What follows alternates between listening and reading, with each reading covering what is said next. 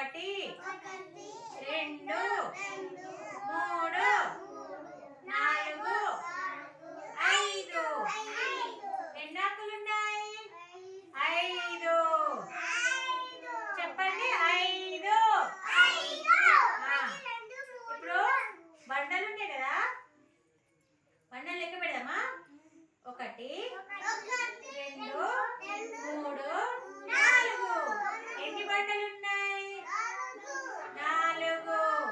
నాలుగు బండలు. ఇప్పుడు పువ్వులు లెక్క పెడదాం.